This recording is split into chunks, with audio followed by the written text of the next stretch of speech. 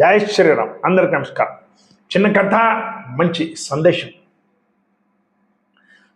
ఇప్పుడు అధిక మాసం నడిచింది. అధిక మాసంలో పురాణాలు, ప్రవచనాలు సాయంత్రం పూట దేవాలయాల్లో అక్కడిక్కడ మఠంలలో చెప్తూ ఉంటారు, కూర్చుని వింటూ ఉంటారు, నెత్తి ఊగుతూ ఉంటారు. ఏం దాని నుంచి లాభం అంటే స్వర్గం పోతాము, చాలా మంచిదంట, ఈ భాగవతం వినాలంట, మహాభారతం వినాలంట, రామాయణం వినాలంట, దాని నుంచి పుణ్యం వస్తుంది అని ఏదో కల్పన చేస్తుంటారు. అది ఒక వరకు మనస్సమాధానం కొరకు అది ఉపయోగం వస్తుంది, కానీ దాని నుంచి పుణ్యం రాదు, దాని నుంచి ఏమీ లాభం లేదు.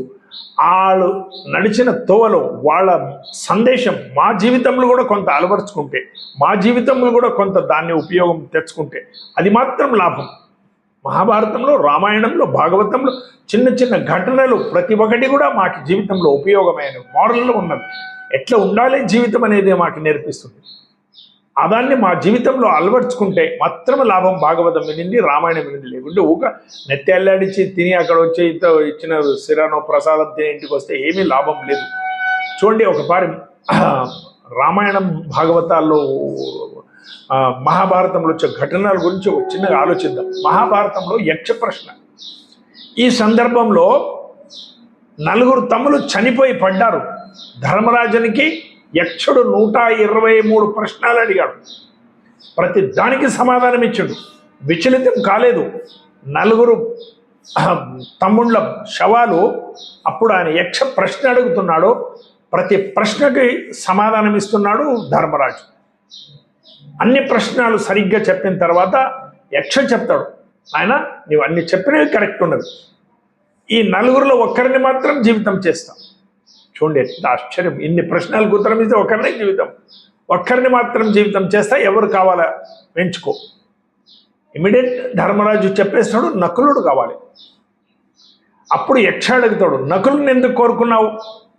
భీముడు నీ సొంత తమ్ముడు, అర్జునుడు నీ సొంత తమ్ముడు, వాళ్ళు నీ సొంత తమ్ముడు కాదు, మాద్రిపుత్రులు కదా, మీ సౌతి తల్లి పుత్రులు కదా, వాళ్ళని ఎందుకు కోరుకున్నావు?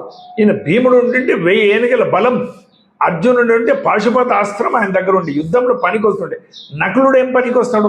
నకులుని ఎందుకు కోరుకున్నావు అంటే ధర్మరాజు చెప్తాడు, రేపు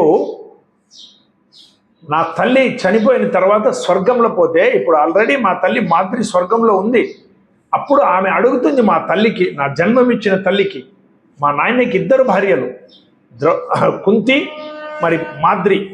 మా తల్లి కుంతిని ఆమె మాద్రి, మా చిన్నమ్మ అడుగుతుంది, నీ కొడుకు చూడు ఎంత స్వార్థిగా ఉన్నాడు, ఎవరినైనా ఒక్కరిని జీవితం చేయంటే తన సొంత రక్త సంబంధం అని భీముడిని కోరుకున్నాడు, అర్జునుని కోరుకున్నాడు.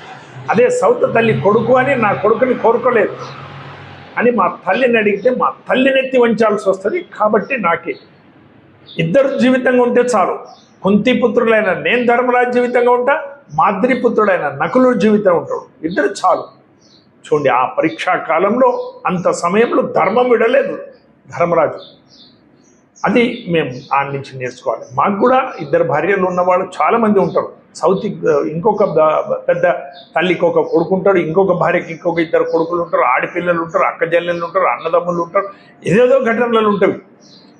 వాళ్ళని సమానంగా చూసేది. వాళ్ళంతా మేమంతా ఒకటే తండ్రి కొడుకులం. మాకు 2 భార్యలు ఉంటే మా తండ్రి 2 పెండ్లిలు చేసుకుంటే ఆ ప్రశ్న అడిగేది కొడుకులకి అధికారం లేదు.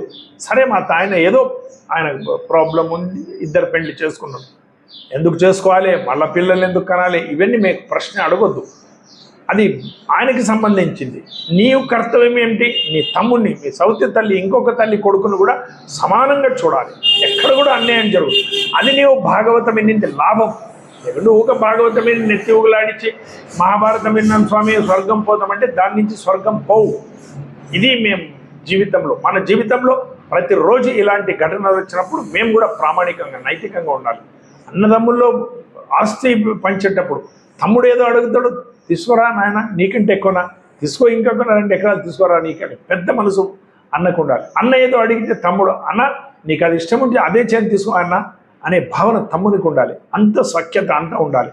మన నోయిడాలో ఒకటి జరిగింది, ఢిల్లీ దగ్గర 1600 ఎకరాల భూమి, 2 అన్నదమ్ములు 800 తీసుకున్నారు. ఒక భవనం ఉంది. చిన్న తమ్ముడు అన్నాడు, ఆ భవనం నాకు కావాలి. పెద్దోడు అన్నాడు, అది మాత్రం ఇస్తలేదు, కావాలి, ఇస్తలేను, కావాలి. కొట్లాట జరిగింది, ఇద్దరు రివాల్వర్ తీసారు, ఇద్దరు ఎట్ ఏ టైం షూట్ చేస్తే ఇద్దరికి ఇక్కడ కంటకు పడి ఇద్దరు చనిపోయారు. తర్వాత ఏదో అయింది, ఇది నిజంగా జరిగిన ఘటన.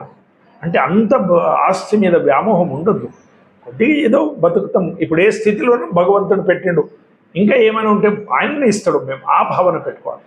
ఇంకోటి భాగవతంలో ఒక కథ వస్తుంది, పరీక్షిత్ రాజు 8 రోజులు చచ్చిపోతావు, తక్షగా పాము కొరుకుతుంది, నీకు చనిపోతావు, శాపం. బాధతో ఏడుచుకుంటూ పోతాడు శుక మహాముని ఆశ్రమంకి, హిమాలయం పోతాడు. శుకాశ్రమంలో పోయి శుకాచార్యుల దగ్గర పోయి, స్వామి నేను 8 రోజులు చచ్చిపోతా, నాకు తక్షగా పాము కొరుకుతుందంట, నాకు శాపం ఉంది, రక్షించండి స్వామి.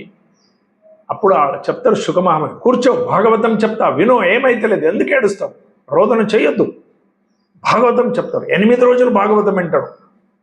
8వ రోజు పరీక్షితుడు లేచి నిలబడతాడు, స్వామి నేను మొదటి రోజు మీ దగ్గర వచ్చినప్పుడు ఏడుస్తూ వచ్చేటి, నేను చచ్చిపోతా అని, ఇప్పుడు నాకు మరణభయం పోయింది, మీ భాగవతం విన్న తర్వాత మరణభయం పోయింది, రాని తక్షక కొరకని పోనీ శరీరం, ఆత్మ అమరంగా ఉంది, ఆత్మకి చావు లేదు, శరీరంకి చావు ఉంది, పోని నా ప్రారంభంలో అంతే ఉండి శరీరం పోని, నాకు మరణభయం పోయింది స్వామి, ఈ భాగవతం నుంచి నాకు ఇంత లాభమైంది. చూడండి, ఏడుస్తూ వచ్చిన పరీక్షితుడు 8వ రోజు భాగవతం విని మరణ భయం నుంచి దూరమై నిలబడ్డాడు ధైర్యంగా, రాని తక్షకుడు కొరకని సత్యనయం భయం లేదన్నాడు.